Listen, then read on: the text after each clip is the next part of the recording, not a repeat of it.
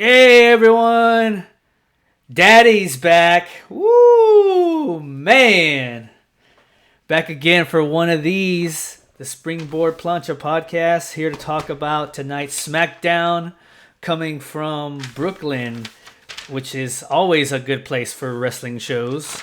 Never been disappointed watching a wrestling show in Brooklyn, at least from the crowd perspective of things. But the biggest thing that was going on tonight was Randy Orton is a free agent. I was kind of wondering about whether or not he was going to be a free agent or not, or if he was signed to Raw or where he was. No, we got the confirmation that he was a free agent. And throughout the show, both Nick Aldis of SmackDown and the GM of Raw, Adam Pearce, were going to duke it out for the services of the exclusivity of Randy Orton. We talked about the last time we were on here about what Randy's next feuds could be. It looked like it was going to be with the Judgment Day, but based on the main event segment, I guess that's not how it's going to end up, because Randy Orton is exclusively signed to SmackDown now, which I think that's a great thing. I think SmackDown needs more superstar power, and Randy Orton provides just that. He's already got a built-in story with the bloodline, and I think that feud with I think that's your next match, right? Your next big match, Randy versus Roman. And in this segment itself, just speaking about the segment itself, it was pretty like Randy Orton was kind of off the walls a little bit. I think he maybe had a lot of sugar. This is Randy Orton like every time he comes out now. He's a little too much. This new babyface run of Randy Orton is more of a like hype, like I guess super hype guy. Like extremely happy to be there and be back. I dig that hoodie though. I need me one of those hoodies. I need me one of those Randy Orton. I want one of those. You want to wear Daddy's hoodie? No, I don't really. No, I don't really think I need it like with the super big ass holes here. But you know what Randy's got a lot of muscles to show. I don't have that many muscles to show. But yeah, Randy Orton comes out. We got Nick Aldis and Adam Pearce already in the ring. He comes out, does his Randy Orton entrance. Still pretty badass to see it after all these years. I still wish though on his entrance, I wish he would bring back the background pyro. That would be kind of neat to have that background pyro back, but still not in the budget right now. Oh yeah, Cody's taking all the pyro budget right now. So the pyro gone. Bring the red right now. But he comes out and we got a lot of bickering between the GMs. I thought he would maybe RKO them just right then and there and just be done with the segment. But we get Paul Heyman, who was teased earlier in the night that there might be something going on there. Paul Heyman comes out, pretty much says that, the people that run the show are the bloodline. You don't want to be here, Randy. Go to Raw. You don't want none of this. Blah, blah, blah, blah, all that, right? And then you get the run-in, right? The run-in by it's Solo first. And I thought maybe at that point they were going to set up for Solo versus Randy and that still could happen at some point, I guess, when we get there. But I was like, oh, maybe that's his first feud. Maybe it's Solo versus Randy. But then Jimmy comes from behind. You have a beatdown. And then I was waiting for it. I was like, oh, I know where this is going. I know exactly where this is going. It's exactly where it went. We hadn't had it tonight. So I was waiting for it. I was like, please, no SmackDown in 2023 at this point is complete without a LA Knight appearance. So we got to run in from. We got the appearance, and the crowd, they still love the guy, man. Pop for him hard, and comes out, runs solo away. I think that's your next feud leading up to the Rumble, LA Knight versus Solo Sikoa. I think that's what they're implying there. Randy Orton does his DDT, which he's added this new element to his DDT. I think it's the. Yeah. I have no idea what's going on with Randy, man. It is scary. It's a little scary. I'm not I, gonna lie. I'm I worried for the guy. I don't know what that is, and I'm afraid to see what I look like doing that on camera. But um, but I mean, Randy looks like that was insane. Then hits the DDT, promptly hits a RKO on Jimmy, and then we have the infamous, the classic. I have both contracts in my hand. What am I gonna do with? What am I gonna do now? Tosses away the Raw contract into what looked like. Did it get into the crowd? It looked like it almost went into the crowd. I don't know if it actually went in. I think it went closer to the table, but either way, throws the Raw contract, signs it on SmackDown, has a stare down with Paul Heyman for a second, tells him says that line to tell Roman, "Daddy's back." Daddy's back. That's gonna be a T-shirt at some point. If WWE Yep. doesn't get that T-shirt rolling in like a week or two, then I don't know what they're thinking, because that's an easy. I might buy one. That's an easy sell. I mean, Yeah, I might that's end an up easy buying one. sell. That's an easy sell for me. I totally would want one of those along with the hoodie.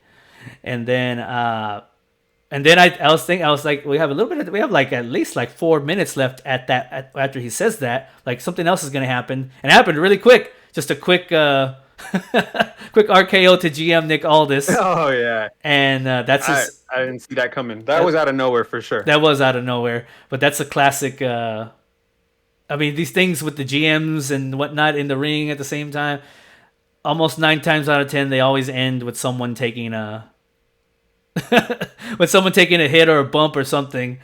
And so I guess that's the classic like Stone Cold Stunner kind of thing, like out of nowhere, and you get the RKO thing to a authority figure.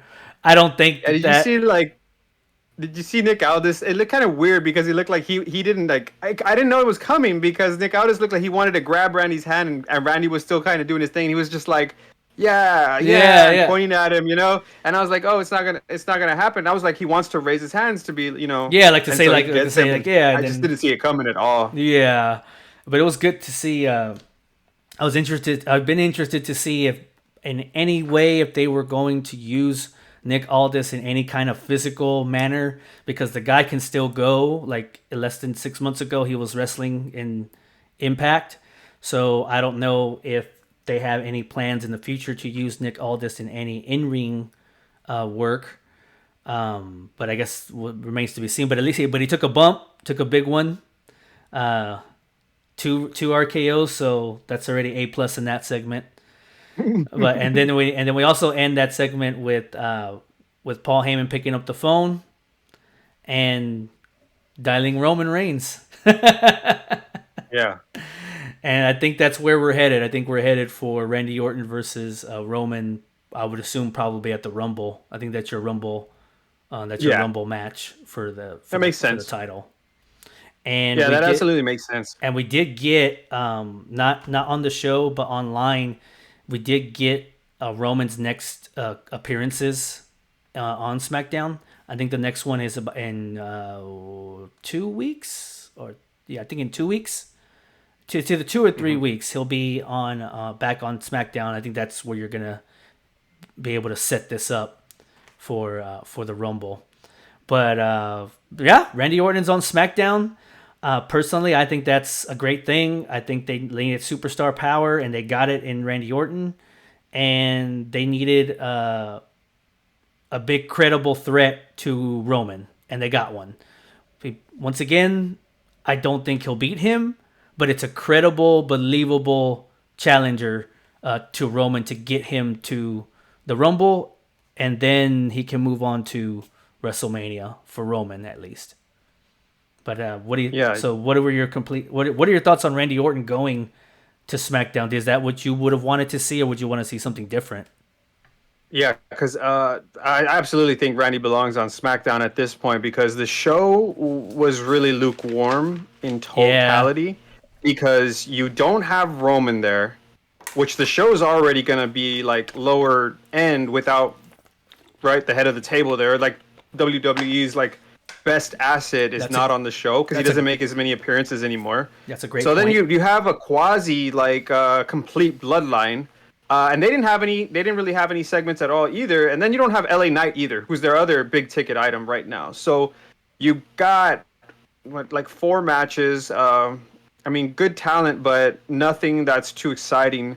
and then you get all your big talent at the very end. And I think that just goes to show that with like adding Randy into this mix, as hot as he is right now, and the fact that he's a face, and you got to do Randy and Roman soon, right? Because Randy's not getting any younger.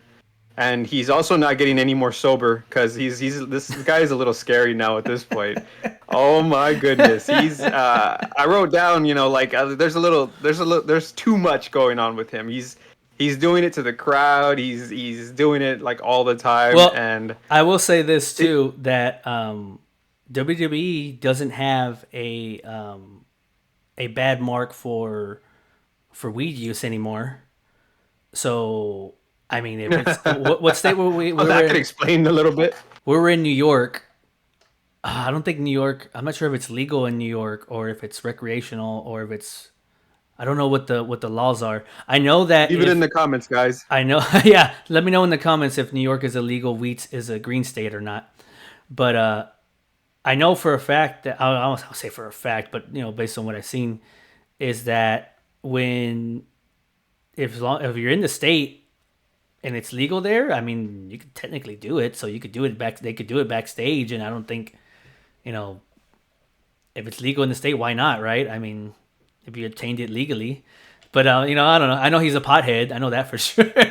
Oh, is that right? Okay, well there you go, right? Because that could explain a little bit of why he's feeling so good when he's out in the ring. I mean, you're not gonna have a year-long program with Matt Riddle and not, indulge in some of the ganj. Oh yeah. But either way, whatever he's doing, he's having a lot of fun, and it's showing. Like he's really, really excited. Yeah. So they get Randy, right? Randy Swole Orton, because that's what I'm calling him now. He's Mr. Swole. Looks great. You see his midsection, man. He's pretty big. You can definitely tell he put on a lot of muscle during this time. Oh yeah. But yeah. SmackDown needed another face. This is one of the places they actually needed a face because and they needed on this side.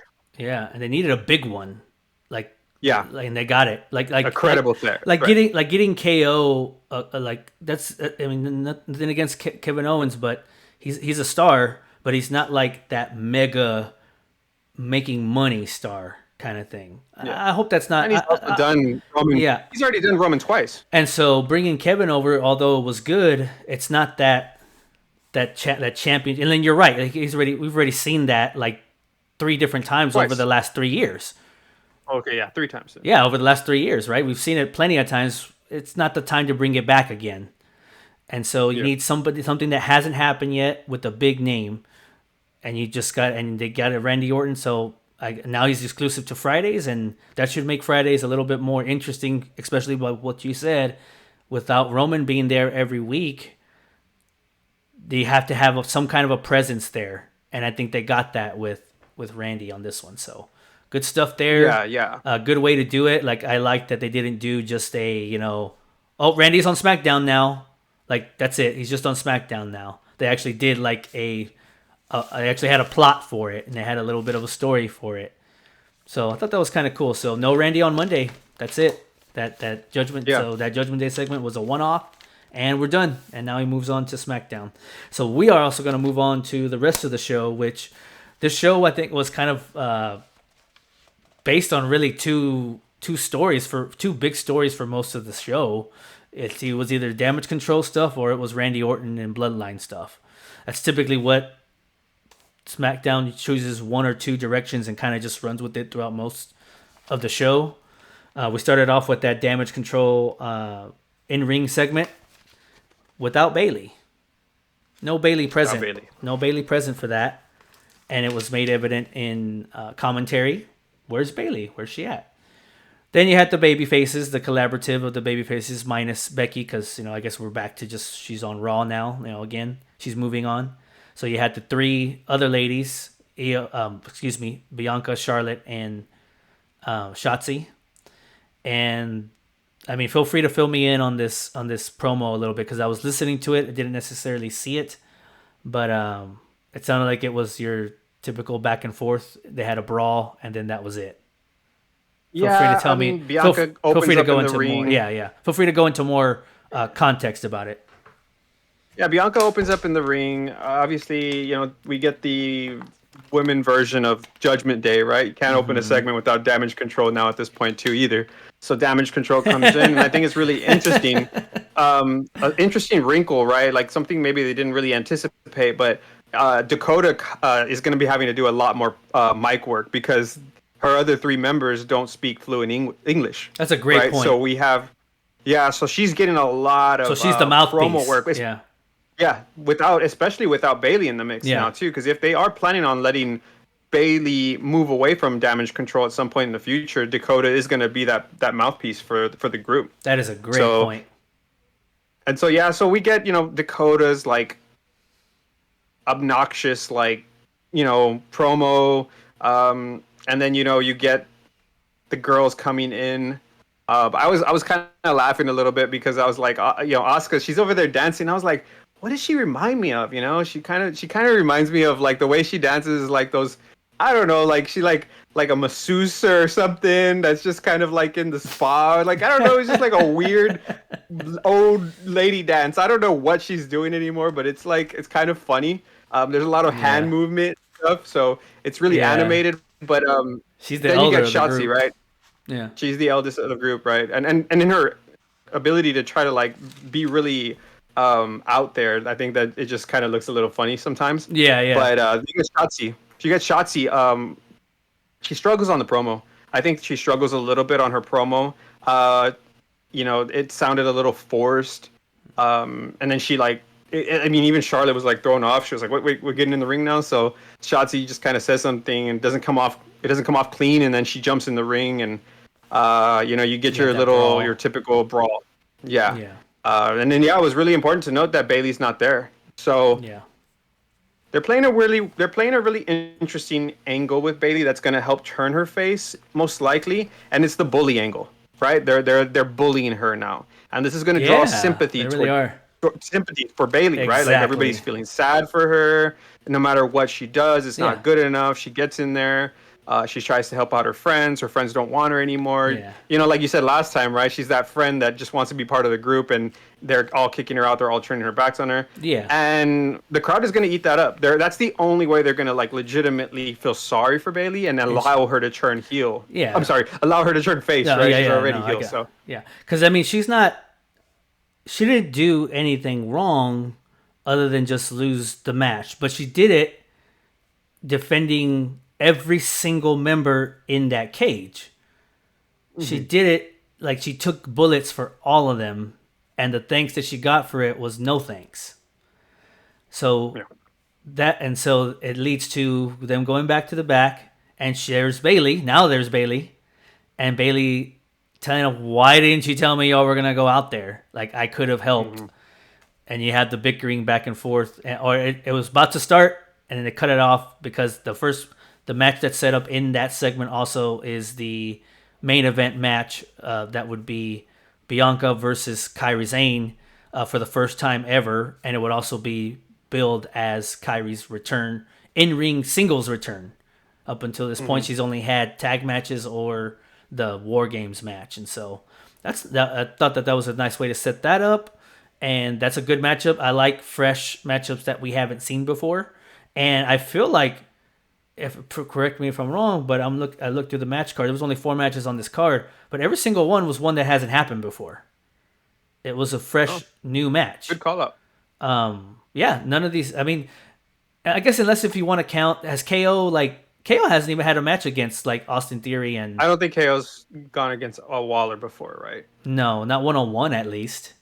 If there was some kind of a tag match, maybe I missed it or something. But Kevin Owens hasn't even had a match in a while. I think this was his first match in a while, but we'll get to that in a bit. So that leads us, after that segment, we get to the first match of the night. Real quick. Yeah. Real quick. Can go ahead. ask you a question about this segment, right? Because where are they going with this, right? Like, why turn Bayley babyface, right? Because we got a lot of faces on that are legitimate tenured champions, right? That are like, why do we turn her face and then we leave less heels? My theory on this is that Bayley is the easiest to switch over. When you look at the heels on SmackDown, she would be the easiest to flip over because But what do we get out of that though? which Like, you, which matchups do we get that are new? That's what I wonder. you Where get do we go? you get your championship match right there. Bailey versus Io. That's a championship match right there. That doesn't excite me that much. That one doesn't. I think it can. It just I think it can work. You get Bailey versus Kyrie Zane, right? Bailey versus all those like you get those kinds of matchups because the problem with SmackDowns, as we saw, the people that were in that opening segment, that's all you saw of the women's division in SmackDown. Every single person that was in that segment. You didn't see, I mean, correct me if I'm wrong, I didn't see any other women presented on this show other than those women in that first segment. Even in the main event, right? The same people. There was no other women on the SmackDown roster that showed up tonight other than those people in that segment. So you're telling me, as a viewer, the next challengers or whatever are all in that group, one way or another. There's not another one. There's not a surprise one. There's not anything else that you're presenting to me because you're not showing me any other ones. So with that being said, we've already seen Io versus Charlotte. We've already seen Io versus Bianca. I don't really have any desire to see Io versus Shotzi. And if it happens, Shotzi's not winning the belt. It's not a credible challenger. I'm sorry, but it's just not yet, not right now. So you need somebody else, right? Well, you're not going to do it to Asuka because she just turned heel. You're not going to turn her face again. And Kairi Sane, same thing. She fits better in this heel stable right now. I think she works better as a heel character right now anyways. So you're not going to flip her anytime soon. Dakota Kai can't wrestle for probably another couple of months. And like you said, somebody's got to be the mouthpiece of that group if you're Xing out one of the mouthpieces. So who do you got left? You got Bailey. She's the easiest to turn right now. And the crowd, once she turns face, the crowd will get right behind her like they always have in the past. Yeah. But you look at it, right? Easy on paper, you got. Sell. You were talking to me earlier off screen about changes when somebody turns from face to baby face as far as things like entrances or themes. Bailey's that one right there.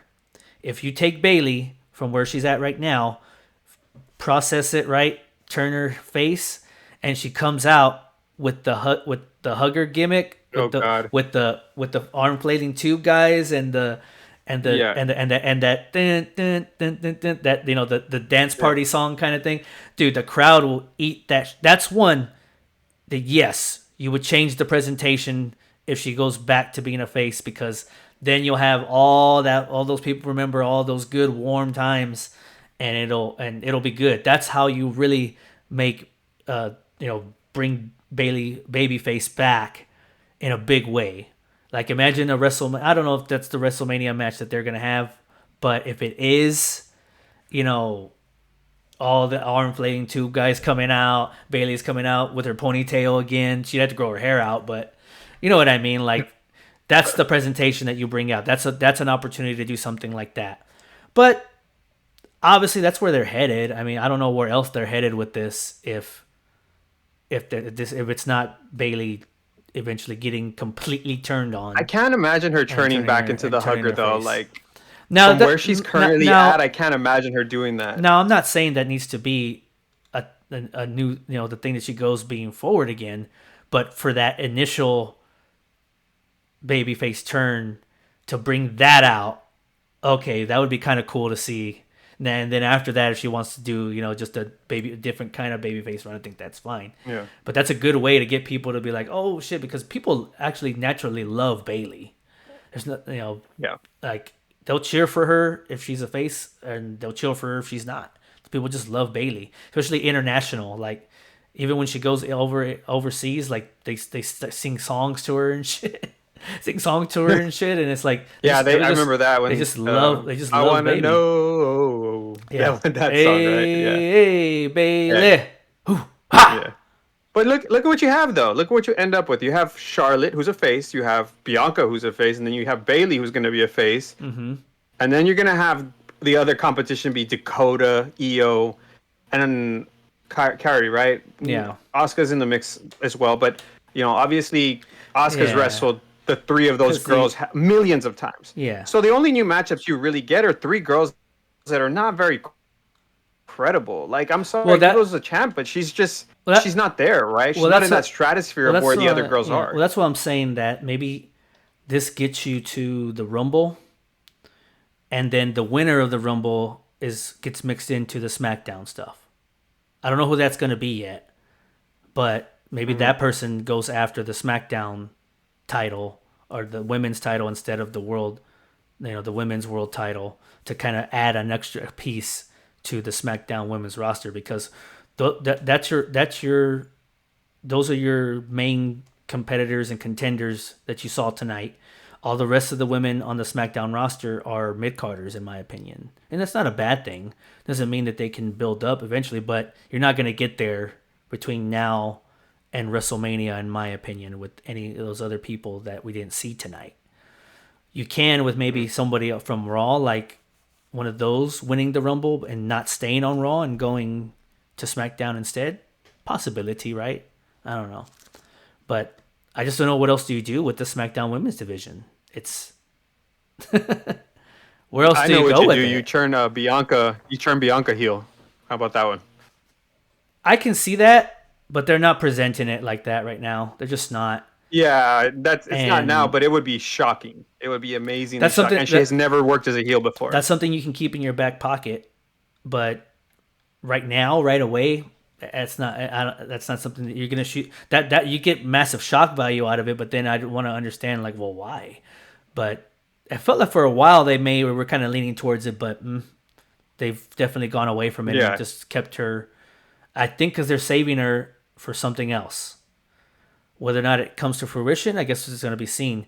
Because I need to see how they present a person like Jade if she's ready to go. Is that the matchup that you're going to build to? I don't know what they're going to do with that women's title, or what's going to be what is going to be the back-breaking factor that finally tells Damage Control, Bayley, you're out. Because right now they still haven't done that. They're implying it, and they're getting there. But what is going to be that back-breaking moment? I think she may have to cost her the title, and which means she may have to drop it to Bianca again, or she may have to drop it to Charlotte. Oh God! But what if Bayley leaves SmackDown? What if that's an option, right? Bayley gets kicked out of Damage Control. She leaves SmackDown, and it's like a sign and trade type of deal, right? We got a few women from the Raw roster come over to SmackDown, and a few from obviously Bayley going over. That creates some new matchups. You could do that, but I think this they're setting this up, and they've been doing it for so long that the payoff would be Bayley gets kicked out and is gone, like, from the whole show. That's your payoff. You're not even gonna get one match, like, between her and Io or whatever, or you're not even gonna get one match with her and Charlotte versus a Damage Control or anything like that. Like, you're just gonna send her over to Raw and have no payoff. The payoff is she's gone. She can bring her hugger. She can bring her hugger. It doesn't seem like a good payoff to me. And it's pretty evident that if you're playing it like the show is, right, in the pacing of it, Nick Aldis and Adam Pearce do not want to do business with each other right now. So I don't think they want to swap talent with each other right now. Not after tonight. After tonight, at least. So let's get into our first matchup of the night, which was surprising to me because I don't think this was previously announced. Bobby Lashley versus Butch. The story here is that Butch is having a lot of problems with the Brawling Brutes. We haven't seen Sheamus on our screens for, maybe a couple months now. And that's left him and Ridge Holland to kind of be what's left of the Brawling Brutes. And they've been doing a lot of losing. And it finally came to the culmination last week when Ridge Holland walked out on Butch. No Ridge Holland on the show present. So Butch is on his own. He's the lone wolf of the Brawling Brutes. And he gets pitted up against Bobby Lashley in what's Bobby's first, I think, singles TV match in what seems like a while too. Bobby's entrance is always fantastic. I love Bobby's entrance. I love Bobby's presentation. This new thing with the Street Profits, I kind of want to see where exactly they're going to end up taking it, but I guess that remains to be seen. But the match itself, power, your classic David versus Goliath match, and Butch gets his stuff in, looks good, but then immediately gets run down and cut down by Bobby Lashley at every turn. I thought, but Butch they gave Butch a good enough showcase though. Like it wasn't a squash, so it was a little bit back and forth. But then they were obviously still showing that Bobby's just too powerful for this guy, and he's alone. Bobby had the Street Profits. Butch has nobody, and it's just at the end of the day, too many numbers, too much strength for Butch, and he gets hit with one of the ugliest spears I've seen. Oh God, the corkscrew spear. That's what that was, dude. Bobby rotated on that, right? The inside out. Bobby Lashley has one of the best spears in the business. He launches. It's how the spear's kind of supposed to be. Like a spear is supposed to be like a launch. That's a spear, right? Like launching at the guy. I love him, but Edge, that's not really a spear. That's like a takedown. Yeah. It looks more Everybody does it like that now. It looks more like a takedown. Bobby launches himself, and that's why he's able to kind of do the ricochet effect, or the kind of the flipping effect, and Butch took that and sold it very, very well, and it looked like it hurt. 1, 2, 3, Bobby Lashley's your winner. The story here, once again, is just Butch is on his own. What's gonna happen with the Brawling Brutes? No Ridge Holland here, no Sheamus. I mean that's pretty much the story there. I don't think this is anything that lasts. I think that's it. I think it's a one-off match. The bigger story is just what happens with Butch and the Brawling Brutes going forward. Got any thoughts? Got any other thoughts on that? Yeah, I mean, this is not good for Butch, right? I mean, his whole career is tied up into Fight Night, right? It's all tied up into Sheamus and Ridge Holland. And that name, man, I fucking hate that name. I don't like the Brawling Brutes. No, that's fine. I don't like Butch. I think he needs to go. I think he needs to go back to his Pete Dunne. His name. Yeah, he's got an awful character. Dude. Like it doesn't resonate with anybody. I don't think that his moves resonate with anybody. This whole what is it? The guy is a finger manipulation. The guy is a technician in the ring. Like he can put on a good match, and he was always like that in NXT. But when they brought him over to the main roster as Butch, I mean, we were still under the Vince McMahon era at that point, which is why he got that weird ass name. They put that hat on him. They made him like this crazy, lunatic.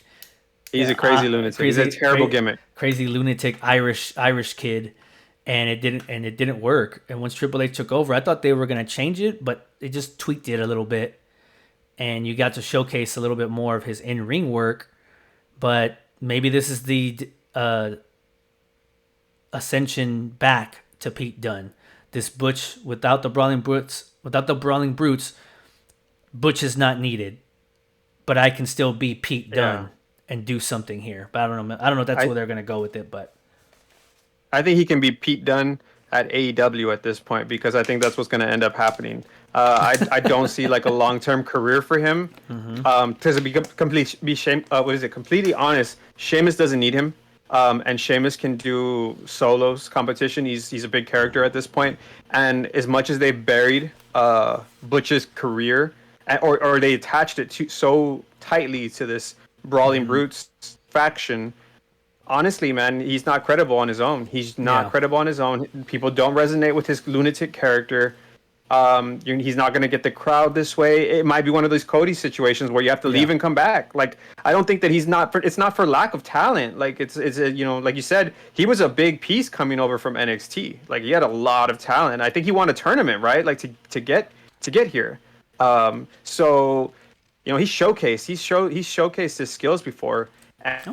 He's really, really good, but he's a really good, talented person, but he's got a terrible gimmick. It's just the problem was just that they didn't bring over the bruiserweight from NXT. They changed it, and ever since then, it just hasn't really latched on, but the Brawling Brutes as a group was a good thing. It was fun. I enjoyed it. I enjoyed what they were doing. But It was. now they're not As a faction, it was good. exactly. But as individuals, that's what I'm saying. You can still make Pete Dunne work if you just get him completely off of it and turn him into Pete Dunne. He will never be, obviously, a main eventer, but you could book him as a solid mid-carder, but you have to change that gimmick. That Butch gimmick just ain't You going got to to cut change the it. gimmick. That gimmick ain't What we need is Pete to talk on the mic. I need him to we be. need Pete to talk on the mic and just be him. I need him to be the bruiserweight again. I need him to be that because that's what everyone latched onto in NXT UK when he was having awesome matches over there with guys like Walter, Gunter, and whatnot, and guys like that, and all those guys back in those NXT days. I mean, that's the guy I want to see, and that's not the guy we got, and we're still not really getting that guy. So then you have a backstage segment with him, and he gets confronted by Pretty Deadly, and they just beat the crap out of him, telling him he's alone. He's alone. I know where they're going with this, I think, and it's not what I'm hoping, but it's what they're gonna do because we just talked about it. He's been gone for a while. I think Sheamus is on his way back, and he'll be the backup for Pete Dunne. Okay. And you'll do or Butch, excuse me, and you'll do Butch and Sheamus versus Pretty Deadly at some point, I'm sure. Otherwise, that's a weird tag team. Otherwise, why have Pretty Deadly attack Butch in this segment?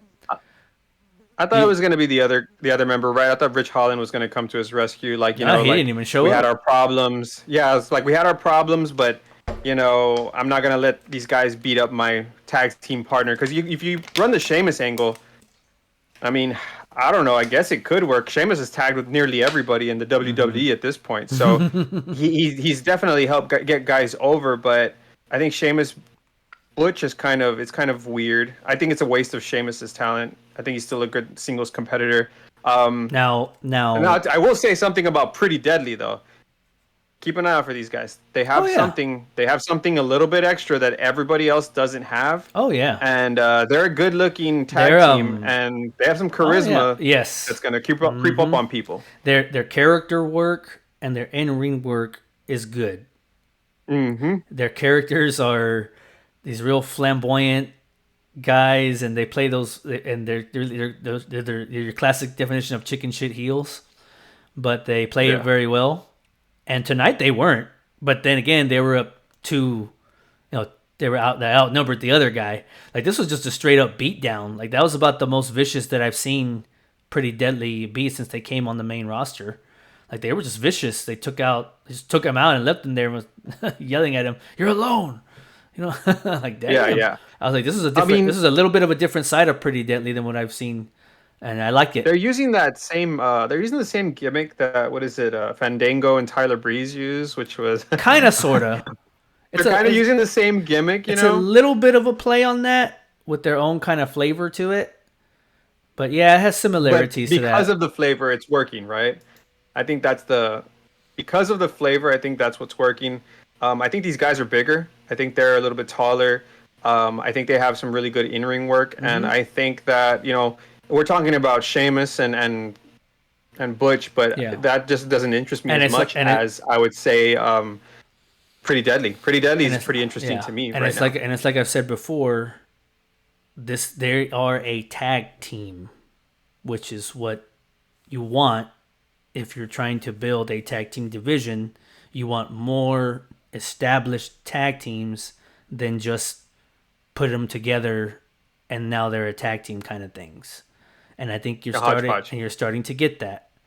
And the Pretty Deadly is part of that group that I think you need to make sure to keep them relevant and to keep them hot.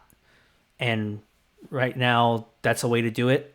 And whatever happens with Butch and the Brawling Brutes and Pretty Deadly, I guess we'll find out. But that was how that whole match and then afterwards segment ended. I don't know where you go with Bobby Lashley and the Street Profits, but I guess we'll find out soon enough on that too.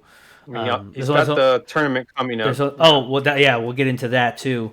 So then that leads us to speaking of that, leads us to the second match. Unless you want to, I mean, we already kind of talked about that segment with Nick Aldis. We already know what happens there, all that. So we just get into our second match, right? Which that one, Santos versus Joaquin Phoenix. I enjoyed this match. I'm not gonna lie to you. I enjoyed it more because I've already seen. Is his name Joaquin Phoenix or Joaquin Wild? Oh, Joaquin Wild. Excuse me. God, Joaquin. which Joaquin Phoenix, great actor. Great movie, by the way. Great movie, by the way. So great movie, great actor, by the way. I need to go. Get us in trouble. I need to go see Napoleon here. See how he did in that. But shout out. Maybe I'll do a review on that at some point after I watch the movie. Let us know in the comments if you want us to do a review on Joaquin Phoenix as Napoleon. Joaquin Wild, excuse me. Yes.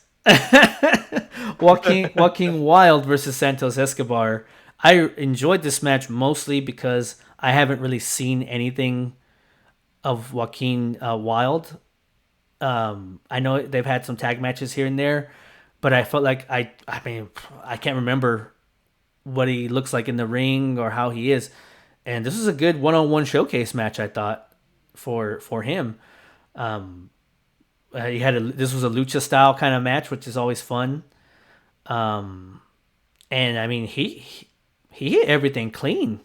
I didn't see anything that looked like he may have missed a step or missed something. Every single move was very clean. He had the springboard senton. That was a sick looking move. That got the crowd. The crowd wasn't really into the match until that senton. And then from there, I think they had the crowd a little bit. But the biggest reason was because I don't think very many people have seen Joaquin Wild in the ring on TV. So I was kind of surprised, and I was like, oh, okay. They've seen Santos at this point a few times, but not Joaquin. And so I thought he showed out pretty well. Pretty good laid out match. Still made, Santos gets the win with the Pan Am driver, which is a sick looking finisher. It's the Michinoku driver, man. It's like call it what it is. It's like a modified version of it. Plenty of people do it. Like the Falcon Arrow is basically a modified version of the Michinoku driver. But the way that he sets it up, it looks pretty good. It looks pretty nice, and a little safer. Yeah. So Santos wins with that. Continues his feud with the LWO and whatnot. Joaquin, I think Santos wins. It didn't make Joaquin look weak. I think he looked pretty good in that showing. And it was a fun little match. They had the post-match set up with Dragon Lee still involved in this whole thing. Dragon Lee comes out in his slacks. And he was over there like making it work with his slacks. And I do like that there's still I think there's still some meat on the bone in this feud for a little while longer. So I wouldn't mind seeing them have another match against each other on TV again. And maybe on TV they can give him a little bit more time, and maybe it looks even better than it did at Survivor Series. With a little bit more time dedicated to it, I think it could look better. And the crowd loved him. That's the first Dragon Lee chant that I've heard on SmackDown before. So I thought that was good. Get the crowd behind him and build up to one more match before you decide to do whatever it is you're going. Actually, I guess the direction is Santos versus Mysterio at some point. Yeah. I mean, I'm not a huge fan of Dragon Lee at this point right now. I feel like his mask looks a little silly. I swear to God, his mask looks like it has like two socks hanging off the back of it. I mean, it's a funky looking mask, and I've seen a lot of luchador masks, and that one's just weird. It's supposed to be a dragon tail. The guy's name is Dragon Lee. Yeah, it doesn't look like I've seen Ultimo Dragon, and it doesn't look like Ultimo Dragon's awesome headpiece. Dragon Lee's got a really funky look to him right now. I think he's also got some like, I don't know. He there's some parts of him that looks like he's doing like a regular wrestler promo, and not like you don't feel the realism behind what he's actually doing. I've seen this already a couple of times, especially with his backstage promo when he comes to the rescue of Carlito, and it just doesn't work. Something's not working right now. It doesn't look authentic. Sure. I guess you can say. But I mean, What up? he came in, hit some amazing moves. I thought he hit some. He's got some great wrestling skills. Yeah, he's a lucha. He's But a can he luchador. put it together? Because you got Santos Escobar and he can wrestle and he looks authentic as hell. You know, Yes. I think that Santos is going to run through all these guys. He's a great I think heel. he's going to run through all these guys. Yeah. I mean, he's gonna. Yeah, he did great heel work right inside the ring. But I think he's going to run through all the LWO, and Dragon Lee's no exception to that. I think Dragon Lee's going to get the business too, just like everybody else. But you know, I'm not looking forward to another match with them. I'm surprised that they're going to go with the same match back to back, especially right after Survivor Series. And you know, Dragon Lee got beat clean, right? It wasn't a DQ or nothing. So yeah, that's another thing, right? In this Triple H era, we're getting so many just straight up clean victories. And I kind of miss the old days when there was a little bit less, like, you know, there's some shenanigans going on here and there. I was going to say in Survivor Series, I don't think we got one match that wasn't not clean. I don't like that. What are you talking about? When you get clean matches all the time. If you get clean matches all the time, Now, just like if you get shenanigans all the time, it become problematic. Let me explain just a little bit why, right? I'm gonna be the devil's advocate here on that one. Because I think if you lay it out correctly, it works. You know, a DQ finish or a interference kind of thing. If you lay it out correctly, it works. But if you do it too much, it's repetitive and it's the same thing. And then like sometimes you just want to see a wrestling match from start to finish and a clear winner. And for a long time, we weren't getting that. I would actually contradict you in saying that the Triple H era has widely been known for distraction finishes. I mean, every fucking Roman Reigns match is a distraction finish. That's the only one. But the only one that gets distracted. That's the only one you pay attention to. And guess what? You pay attention. The Bloodline is the hottest. You pay attention to the. But see, that's what I'm saying. That's why you can't do it all the time on every single thing or on most of them, because then it's too much. I think it's too much at that point. That's why you have to make it fit, right? So I was surprised the other night at Survivor Series that there was a lot of clean finishes, but it was nice to see because at least you had like clear winners of those matches. Does that mean you can't do rematches of them? No, I think you can. That's what I'm saying. Like, you could do Miz again. I think they will.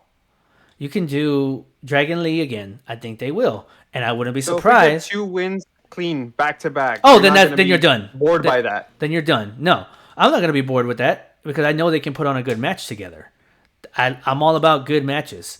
But it depends on what's going to happen here soon because we get into the next segment, which is Logan Paul's triumphant return to WWE television, in which there's always shenanigans. There's your second champion on SmackDown that is not on the show every week. Both of your champions are not on your show every week. So, but whatever, it is what it is. Add them to the list. But I think having Logan Paul with the U.S. title is good and makes sense. It gives it notoriety. Mm-hmm. He takes it everywhere with him. He even has it with him naked, but gross. On his junk. He puts it on his junk like he's. God. It's a brilliant partnership though when you really stop. No, it is. It is. I don't have a problem with it. It's just it comes at the cost of not having your other champion on TV every week, but it makes it important, which I felt they did here in this segment, because he's coming out to look for his next challenger. And moving on. And that's it. Yeah, exactly. Because you can't do Ray right now. He's hurt, so you can't do the rematch there. And you don't want to just have him come out. I didn't want him just have come out and call out his next opponent, right? Or have Nick Aldis say, your next opponent is this. I do like it when there's some kind of a number one contenders match or something like that to get to make the next opponent earn a title shot, right? I always enjoy those kinds of things more than I do just this person's the next challenger because I say so. I like to see the build up, right? To earn it, right? You get Kevin Owens interrupts, and I immediately pop for that because I'm like, ooh, these guys could have a really good program together, and I think that's where that would be an amazing. And program. I think that's where we're headed, but it doesn't. It wasn't just direct. They set it up where we are going to have a tournament for the number one contendership involving 8 guys: Santos Escobar, Dragon Lee, Bobby Lashley, Karrion Kross, who we haven't seen on TV in quite some time. What that's about. So Killer. I'll be interested to see what they do if they do anything with that other than just having him in a match. Kevin Owens, Austin Theory, Grayson Waller, and this is the part that I enjoy. The wrinkle. An NXT guy. I don't know, and we don't know who it is. I have some ideas of who it could be, but they could just totally swerve me and just pick out a different guy. But I like that. Because that makes the NXT. It's going to make the NXT guy. What's your guess? Credible. If you want my guess, I'm going to throw out Braun Breaker. Braun Breaker. That's who I was thinking too. That makes the most sense. I'm thinking it's got to be. It doesn't have to be, but I'm thinking Braun Breaker or Carmelo Hayes. If it's Carmelo, I would much prefer that. Excuse me, because he's such a dynamic talent that I would love to see him. I think he's ready for the main. I think he's been ready for the main roster, but he's great on the mic. But he's such an integral part of NXT. I don't mind him staying there for a little while longer if that's what they want to do. But I think in due time he does need to come over to the main roster because I think he belongs for sure already at this point. It would be absolutely fucking hilarious if they decided to go with like Baron Corbin because he's on NXT. Oh God! if Baron Corbin just showed up and like, there's your NXT guy, it's Baron Corbin. I don't think they would. That's just ridiculous. Don't do this. But that's your showcase spot, right? And that's what you're trying to do with that spot. This is your showcase guy, so it's going to be somebody that should deserve that spot, like a Carmelo Hayes, Braun Breaker, or even Trick Williams. I don't know if you know. I don't know if you've seen a lot about. I don't know if you've seen a lot of Trick Williams on NXT, but that dude, is over as Rover. Talented. That dude is over as Rover, dude, and I love the whoop that trick when it comes out in his entrance. It's it's as catchy as Uzi. It's as catchy as this whole thing, and it's catchy as all the other as and all that stuff. Whoop that trick is a T-shirt, and it'll get the crowd going really really quick. I mean, for all you hustle and flow fans out there. Second movie reference of the night. Wow, here we go, dropping all the movie names, movie bombs. But no, that could. I mean, I wouldn't mind seeing that too if it ends up being a guy like Trick Williams that gets a chance at that. I think it should be somebody that deserves a chance to showcase their talents on the main roster. Now, we didn't get an explanation as to how these matches are going to work, how the bracket is structured. So I don't think we know who's going up against who in the first rounds of these things. But there is a tournament. The winner will get to face Logan Paul. We also didn't hear when they'll face Logan Paul. I'm assuming they didn't mention maybe the Rumble, but I guess they got 8. Probably the Rumble, right? Because Logan's not going to be most likely in it. So. We got 7 weeks to get there, so which is just we talked about that. We need some matches on that Rumble. So. Yeah, that could be, and 2 title matches I think wouldn't hurt to have the Roman match there. And have you got all these weeks, right, to build those contender matches. Correct. Yes, and I think it's four total matches to start, right? Because you got 1, 1, 1, 1, 1, and then I'm guessing you're doing like 4 over here and 4 over here, and then so that's what. I can't do quick maths. I think that's like 7 matches total that you have here in this tournament. Yeah. Like we're gonna go with 7. Yeah, semifinal or whatever you want to. Yeah. Quarterfinals, semifinals. All that. I think you something else finals. I think you end up with a total of 7 matches, I believe, which is good enough to get you through the next 7 weeks. So. 7 matches, 7 weeks. That works. How about that? If you want to stretch it out that far, I think they'll probably do.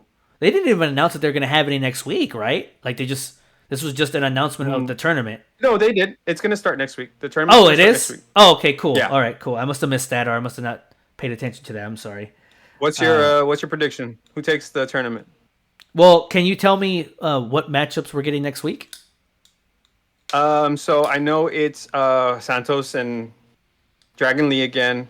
There's your rematch. There it is. There's your rematch right there. Yeah, that's why I said it. They're running it back next week. There's a rematch next week. So they're running it back next week. Okay. I think it's Lashley and I'm not too sure. Like I know I saw the graphic and they showed it, and that actually, you know what? Let me see really quick. They got Lashley Cross next week. Wow, interesting.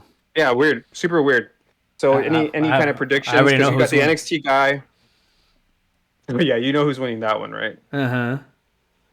So I'm guessing, because those are our 2 matches next week, and then I'm guessing they're gonna have 2 more the following week. So I'm assuming because we got, and you have Waller. I'm assuming because we already got KO and Waller tonight, that they're not gonna do it again in 2 weeks. It's too soon. So they'll probably do Austin Theory, who Austin Theory and Grayson Waller interrupted Kevin Owens during this promo, and had a funny little exchange there, and Grayson Waller gets his ass beat, or actually Austin Theory got his ass beat real quick by Kevin Owens. Yeah. And that set us up into into that next match, which was Kevin Owens and Grayson Waller. But anyways, because they just did that, I think you do Austin Theory for Kevin Owens now. That's your first round match. Correct. And the NXT guy goes against Waller. Guy. Yeah. I think that's a good way to do that. Yeah, I like the layout of that. So with that being said, who do I think wins? You want to know who wins the tournament? Is that what you want to know? Yeah, give us your final match and your so my finals. Man, without even seeing the bracket, that's the tough part though, because I don't know what side's on what side. But I think the way that you end this, KO in the finals against Santos, I guess. Yeah. Okay. A hot baby face and hot heel. And of course you have KO win. Because KO and Logan Paul, I think, is your direction. I think that's a great, as evident by what Logan Paul was saying on commentary during the match and stuff like that. I think there's a lot you can do with these two guys on the mic, and then with the match with them too. I mean, geez, Kevin Owens during this match does Kevin Owen things. I'll never ceases to amaze me that a guy his size can do the things that he does. It looks great. He's a powerhouse, but he can be a light guy, if that makes sense, like a lightweight guy, and do those kinds of things. And he's always so good at that.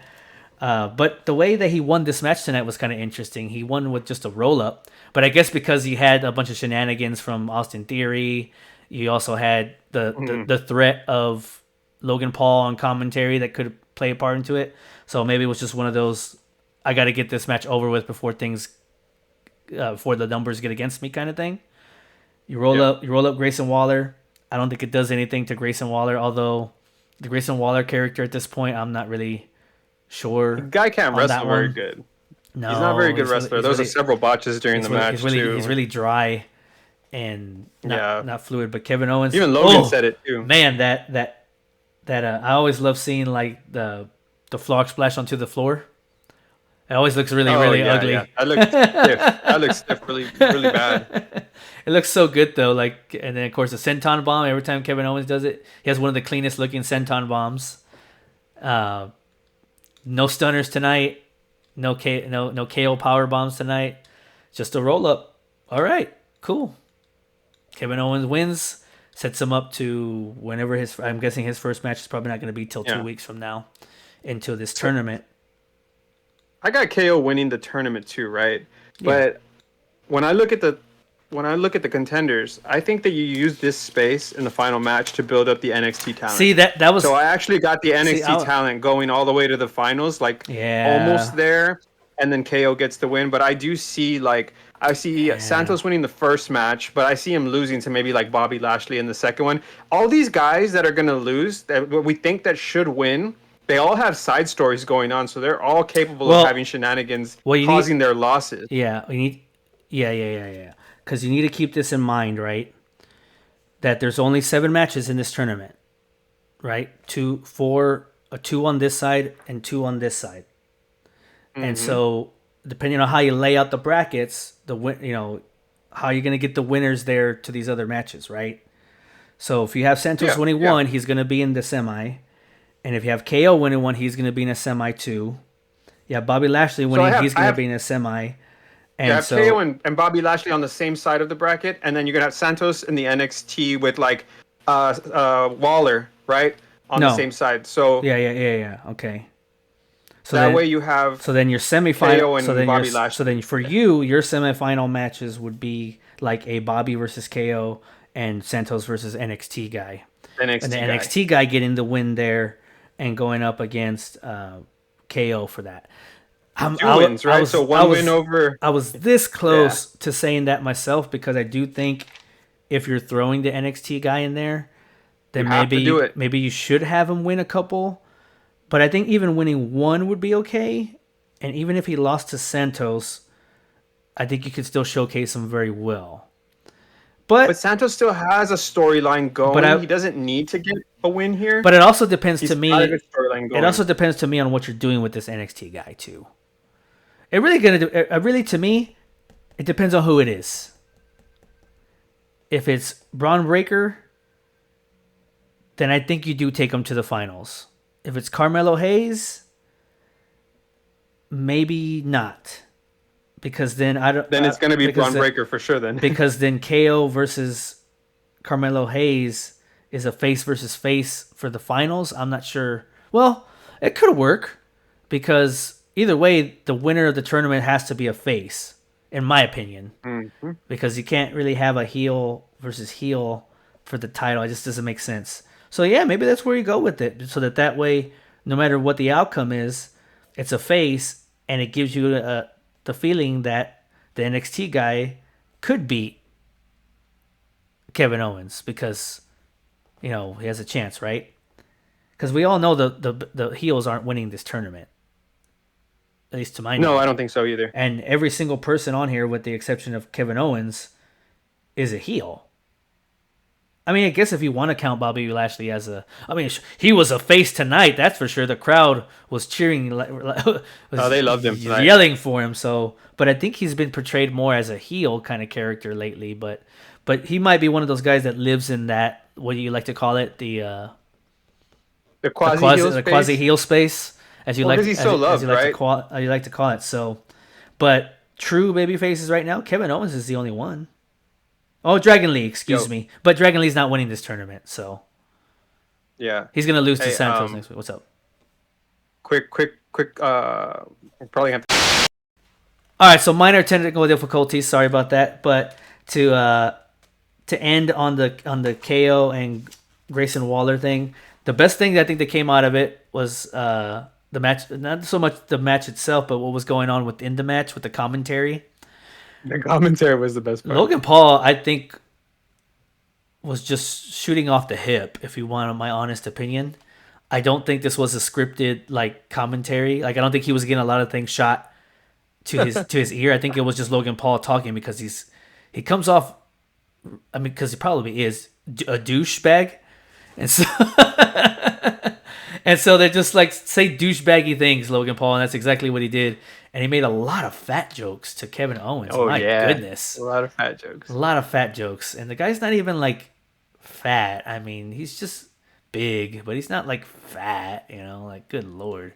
But it's still, but it's a good way to get heel heat on him if you're watching from home. It makes you hate Logan Paul if you don't already hate him, as a character.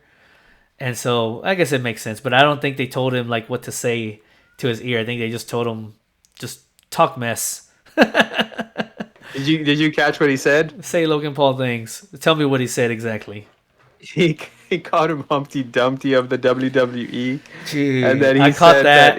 I didn't catch that. The one that he killed me with. Was it the McDonald's one? Oh yeah, no. The one he killed me with was the Otis on a diet. He's just Otis on a diet. I was like, ouch, man. That's messed up, man. That is messed up. Dude, up. I mean, he's a likable heel. I mean, I know he's douchebaggy, but he's relevant, Jeez, and I think that he's relevant in a way that relates to people that are young. I mean, this is just trash talking 101, man. This is like, and he's you're good with your friends, you're just trash talking, and he's good at that. He's really, really good at that. If you've ever watched his stupid fucking boxing press conferences, that's all it was. Yeah, a bunch of BS, promotions. Bunch of BS But yeah, it is what it is. But he's good at being that, which is why I don't ever think they need to turn him face ever again. Keep him heel. No, he works better that way. It was really stupid when they brought him in initially, trying to make him a face, and I was like, "What the hell are y'all doing?" Logan Paul is one of the most disliked people from a personality standpoint in the fucking world. Use it because he's good at doing it. Because he's good at being an asshole. I will say that you have two of the best heels on SmackDown. For sure. He's a multi-million-dollar asshole. Use it to your advantage, and they're doing exactly that right now. And he's very genuine, though. It's great. And I liked how Kevin Owens called his drink a trash ass product. Although honest opinions on Prime is pretty good. It's a good fucking drink. Pretty good drink, yeah. It's a good fucking drink. I enjoy drinking it. And he's successful. He's very successful in that area. You can't deny the marketability of a guy like Logan Paul, and even though I don't like him personally, you can't deny what the guy does from a business standpoint. He's built a multi-million-dollar business and businesses on the back end of social media. Because he's entertaining. And that's what he did. I can't forgive the guy for what he did in Japan. I never will, because it was really stupid and dumb of him to do that. But we all make mistakes, and it is what it is. But you can't deny his success. He's a successful guy, and he's brought that into the spectrum of WWE, and it works very, very well for that spectrum. And his in-ring work is also really, really good. Like, he definitely put in the work there. So he works in this business, I think. This is the business. Logan Paul is undeniable at this point, for sure. And just a quick side note on that, which I'm looking forward to and I'm going to listen to, because I don't want to give him free promotion, but I guess I will anyways. But his Impulsive podcast, his next guest is going to be Randy Orton. Oh yeah. And so that we don't want to give him free promotion because our podcast is so big. So right. He's probably gonna charge us for mentioning it on. Hell no, that guy loves anything that's free promotion. I think he'll take it. But I definitely am going to be listening to it because I want to hear what Randy Orton is going to have to say on that podcast. I hope they go into depth about what he's been going through over these last 18 months. I'm sure they will. So I'll definitely be looking out for that one. But that's why it's a perfect marriage. And so then it's a perfect marriage between the two. Yeah. So then in between all that, we get promos for next week's show, different whatever matches are happening next week. Next week is also going to be a special tribute to the troops edition of SmackDown. They usually tend to do that around Christmas time, so that'll be pretty good. That'll be pretty cool that at least they still do that. I love that they still do that every year. Whether it's in the form of its standalone show or a mixed-in show like SmackDown's going to be next week with that. And then they also, in the middle of that, announced that CM Punk will be on SmackDown next week for the first time in 10, 11 years or whatever, too. So I guess CM Punk is operating in the free agent space as well, which I'm okay with for right now. I think him being on both shows helps right now. Why not? Once again, they have to do that right now. Once again, it's that thing of, if you're not going to have Roman on these shows right now, you need all the star power you can get, and CM Punk is in that middle space right now, as I think he approaches Royal Rumble season. So, cool. Be interested to see what he comes out to talk about on SmackDown next week. I hope it's not another one of those just like, I'm just here to talk, and they're going to start revealing who's his opponent's going to be. I guess he's got a feud with somebody on SmackDown a little bit, right? You think maybe there's potential there too for different guys to interrupt him or to talk to him and whatnot. Do we get even maybe, I mean, I don't know, I think it might be too early for it, but do we get a little taste of possibly what a CM Punk and Roman would look like? Maybe, Not yet. maybe. No, No, I think we're gonna say get like CM Punk, I Grayson say Waller. I say little bit. When I say little bit, mention it right in a promo. But that's it. That's where. But you start planting those seeds a little bit, kind of like how you planted the seeds for Seth on Monday. But it was like the smallest seed. You can do the same thing on SmackDown too, right? Because that's what we all want to see too. We all want to eventually see CM Punk versus Roman. Yeah. Yeah. I mean, he's gonna come out and say things, right? He's gonna call out the best in the world. But I'll be interested to see what next week's SmackDown is gonna look like with him. They haven't even announced him for Raw on Monday, so will he even show up on Raw this next Monday? I don't know. I guess we'll find out. Yeah, but for sure, we know that he will be on SmackDown next week. So that'll be interesting to see what happens there. So then I'm calling it now. Mm-hmm. Calling it now. He's gonna be there. He's going to come out and do his promo. Grayson Waller's going to come out and start talking shit. And CM Punk is going to GTS him right in the middle of the ring and give us all what we want, which is to shut Grayson Waller up. So you think... Because Grayson Waller can put on a promo, yeah, and he can talk a lot of shit, and he's going to say, you know, you're all old now and all these other things. You're a has-been, blah, blah, blah. I'm the future. And then we're going to get that, you know, easy kind of... GTS, everybody's gonna cheer. I'm gonna call it now. I don't think they're gonna push because we already got kind of a Roman Reigns angle. So yeah, I think we're gonna. No. Yeah, I'm not highly saying doubt they're gonna call any wrestlers out. You know. Yeah, but I think coming out on SmackDown and kind of doing a little bit of a rehash of Monday's promo, but with a little bit of a new flavor since we've already seen it on Monday. Will next week be his first physical activity in WWE that we see? Could be. Maybe we do see a GTS for the first time in WWE in quite some time. We'll see. Mm-hmm. But I thought that was interesting. To the young kid. But I thought that was interesting when I saw that, and it's like, oh well, I guess he's a floater. I guess he's not exclusive to one show either. Which then begs the question: are they going to do the same thing as far as the free agent thing with him too? Maybe, maybe not. I guess we'll find out. I think he's going to sign with Raw. That makes the most sense to me in my mind. Yeah. Or Randy Orton's here. SmackDown, I think he's going to sign at Raw. Or they have him floating in that free agent space like they did with like they do with Brock and some of those other guys that are free that are labeled as free agents. That way you can present him on two. Correct me if I'm wrong, but CM is back full time, not a part timer, right?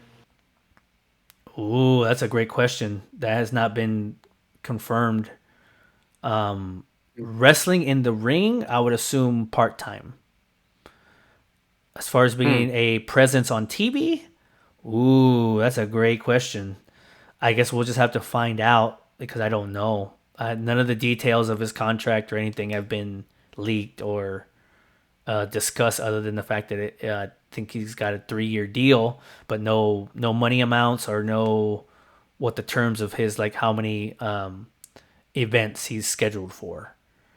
Like I don't know if he got a Roman deal. I don't know if he got a Brock deal or I don't know what. But Roman is signed to one show. He doesn't float back and forth. True. So this is where I'm kind of wondering because even Randy's signed to a show, right? So like like you would assume for them to start a storyline with him. But now he's gonna have to be on one show. Whereas Brock can just come in and out because he leaves for 6 months at a time. And that's what makes these next couple of weeks very, very cool to watch and very interesting. Which shout out to the guy on the show in the crowd that had the "Wrestling is Cool" poster.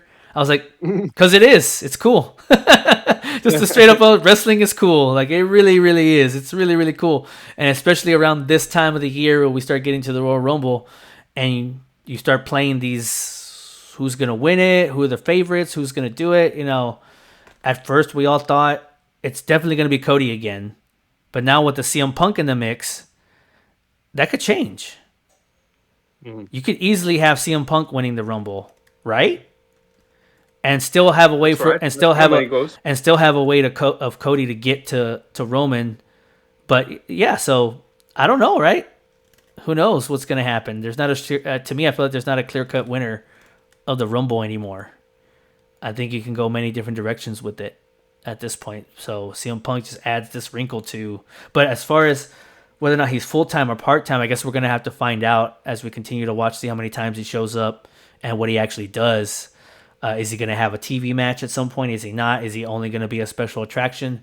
I guess it just depends on what they discussed. No. In his deal, I guess. I mean, when he was with AEW, he was a full part-time guy. He had matches on TV. His presence on TV was pretty evident mostly every week. Some weeks he wasn't there, but his presence was pretty. I mean, they needed him there. That was the thing. In AEW, they needed him to be on TV. Like, they absolutely needed him to be on TV. In WWE, they may not need him to be on TV every week. So I don't know how they're going to work all that out, but he is still a main attraction, so I guess it just remains to be seen how they're going to use him going forward. We're going to get CM Punk every week on TV. It's just probably one show. I think we're going to get. We're not going to get a match every week, but we're going to get a promo. We're going to get some segments building up. I don't think his body is going to be able to withstand wrestling every single week, right? Like he's not going to be able to do that. Like, he's not going to be a full-time competitor at this point. And I think in this point in his career, that doesn't suit him. And I don't think he would have come back if that was going to be the case. However, I think the biggest reason that he signed with WWE is because he still has that itch, right? Mm-hmm. Otherwise, he could just easily just stay home and not do this. But still having that itch to wrestle, I think tells me that we're going to see a lot more in-ring work than what we think. But until we get that first announcement of this is his first match, this is his first whatever, I guess we don't really know. But just a week out into this, all we're getting is in-ring segments, which I think is fine for right now. But eventually, would like to hear, when is his first match going to be? Is it not going to be till the Rumble, or is he going to do something before then? I guess we'll find out and see. Yep. But I don't think that he comes back with the intention of wrestling like 4 times a year.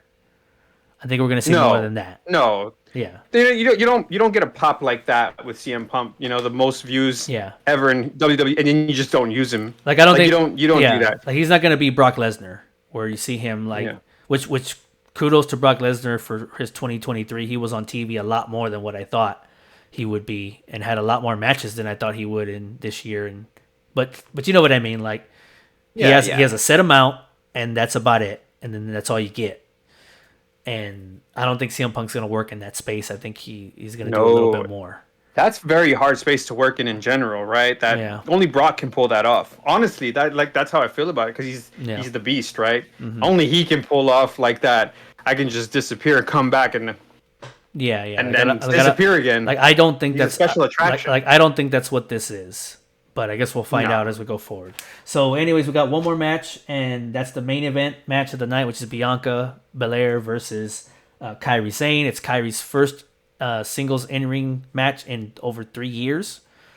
I think I don't even remember what her last match was. The last time we saw her in a singles, it might have been Nia Jax or something like that. I don't really. It's been so long, but Kairi Sane against Bianca, where Bayley is told before the match, before even they go out, is told by Io in a pretty aggressive way to stay in the back. You're not. We don't want you, like, stay here. That's what all she said, right? Just like that. Mm-hmm. You stay here. Okay. We get a Bianca, and all the shenanigans are out of the way within the first 2 minutes of the match. Yeah, and then we get just a straight up one-on-one match for about the last maybe 7 or 8 minutes of the match, and it was a little bit clunky at times. I noticed that Bianca dropped Kairi. Oh, that miss! It was a miss. She mishandled her, right? Like, she was gonna it was supposed to be like a slam or something, but she just kind of just dropped her down, and I was like, okay. But Kairi Sane still looks pretty good. I enjoy watching her wrestle. She wrestles kind of stiff now, and that makes sense because she just came from New Japan, which they wrestle a more stiffer style over there. So It's the true definition of strong style. That's where strong style comes from. But she's wrestles a little bit more stiff now, but still fluid, still good. Thought it was a good, one-on-one match between the two. Then you have the Bailey interference when she was told not to. She ends up interfering, trying to help Kyrie, which I guess in the long run, which didn't, because the distraction gives Bianca enough time to get on that top rope, switch over to the KOD for the win.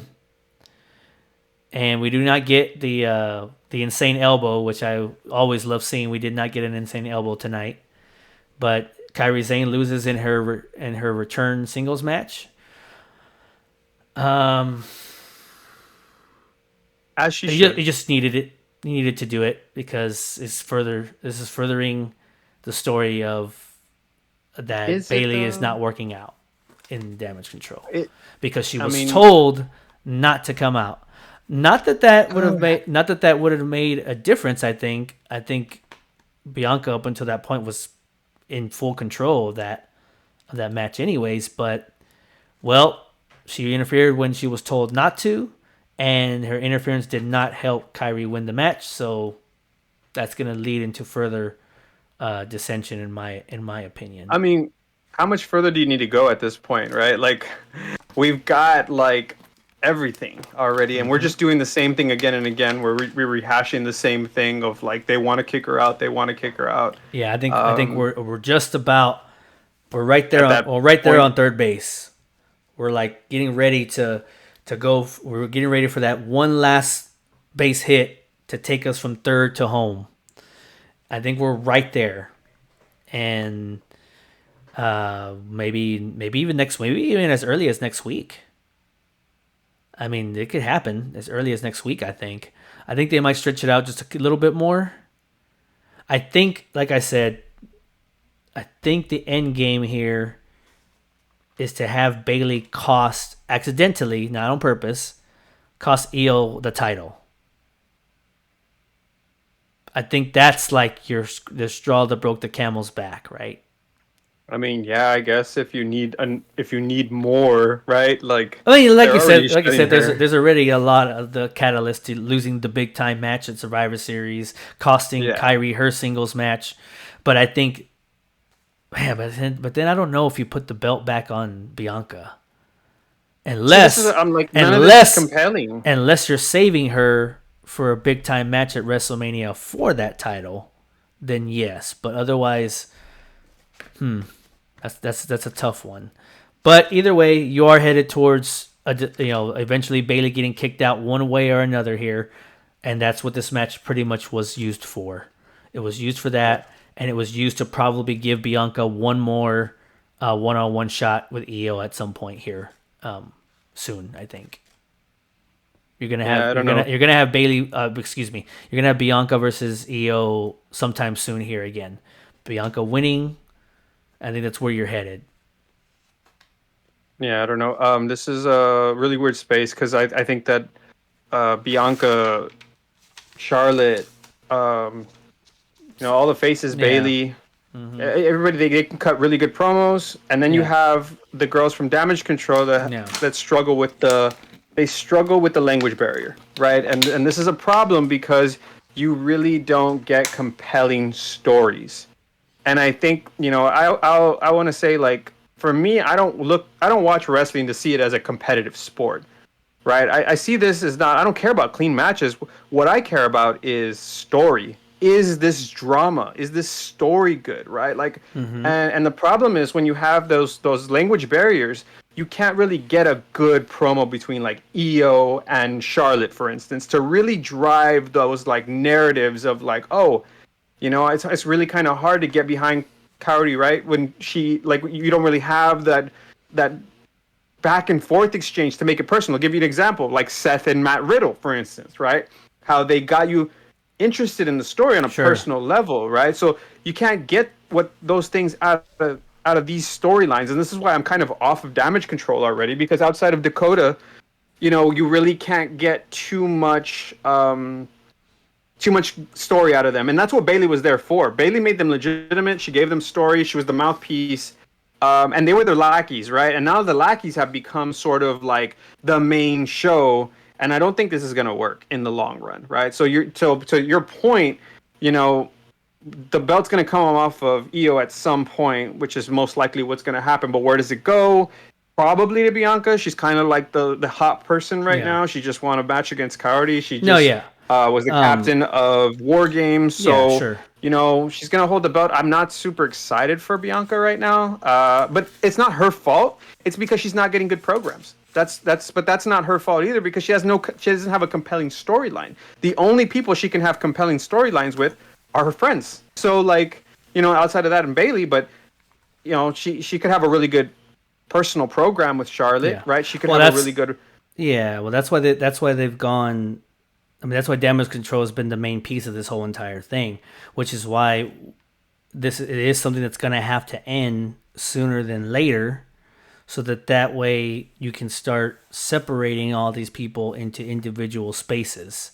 Because that's the only way that you start getting individual compelling stories. And at that point, then you can make a person like a Charlotte Flair or something like that back into a heel again. You just can't do that right now until you break this group off. And they've had a good run, a really, really good run.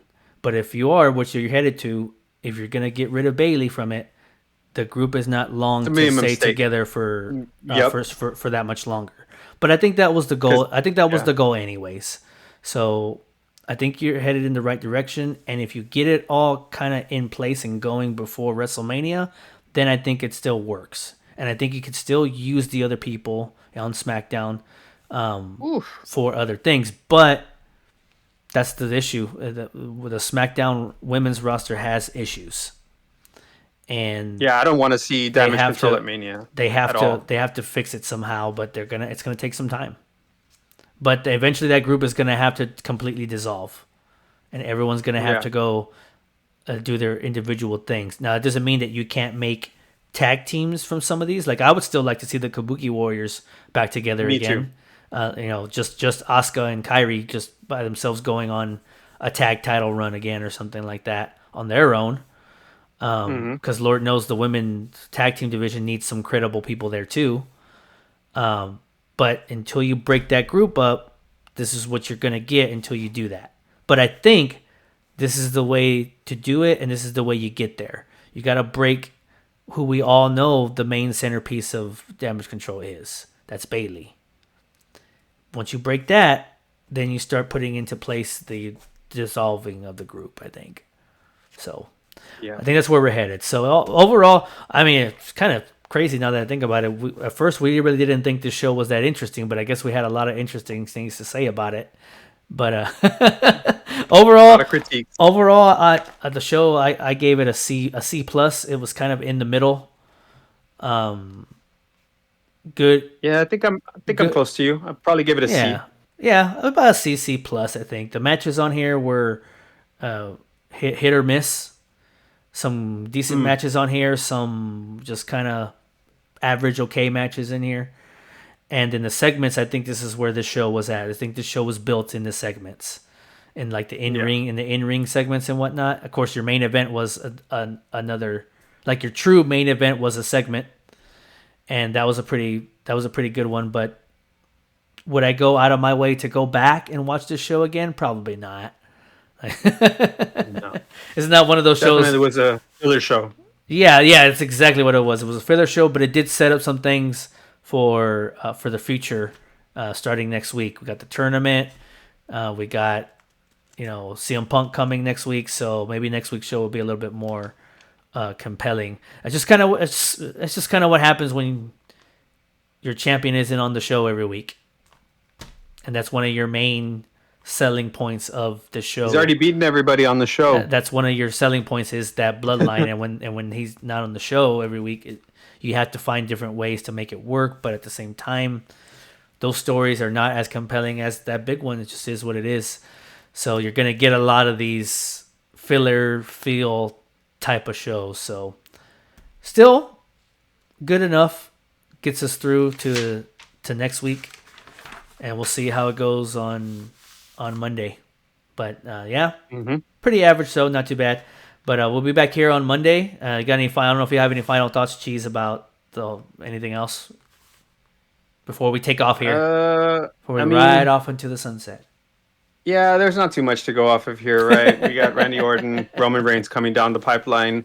The bloodline is kind of losing its steam right now. A little bit. It was it's losing its steam right now. I don't find. I think Jay's character. I'm sorry. I think Jimmy's character is freaking fire. I think that they need to do something with him and peel him off and to make him a singles competitor, because his new character is amazing. But the bloodline is kind of losing its steam. SmackDown's kind of losing its steam. Randy Orton's sorely needed on this show. And we get a bunch of new matchup combinations going forward. So he's the injection of venom that SmackDown maybe needs. So. Oh gosh. Gotta end it on a good note like that. So, but I think he was needed, and I think it helps spice up the SmackDown roster and the Bloodline story a little bit, because now you can kind of build up towards that, and we'll see where it goes. But yeah, I mean, that's all I got. I mean, we tried to make this show a little bit more exciting than what it was. So. Oh wow! I mean, we gave it a C, so it obviously wasn't like that exciting. But this show was probably, our podcast was probably a C as well, because the show itself was a C. What the subject of the show? No. Yeah, right in line with it. No jelly rolls on this show, so 0 out of 5. and if you've been listening this long, we really appreciate you, by the way. Yes, thank you all for the continued support. Making it through the C show. For the continued support. There's going to be shows like this sometimes. Try to make it as entertaining as possible, but they got to help us out too. They got to help us out. They got to put out entertaining shows too, so that we can be just about as entertaining. Because I can only bring the energy so high if WWE is going to put things out like putting out like stuff like Butch and Lashley, like that, or stuff that's just not really gonna catch my eye that much, Putting Grayson Waller's terrible music on my TV screen is not gonna hype me up very much, but but yeah, guys, thanks for watching. Remember to like, subscribe, leave those comments. Hopefully we'll have a lot more content as we continue to grow this thing. We're going to try to see if we can grow this thing from just a podcast to just a straight up wrestling channel. We're going to try to have things like news. We're going to try to have reactions. We got a lot of things planned that we're trying to put together for you, the consumer. So thank you, and we'll see you next time. Peace out.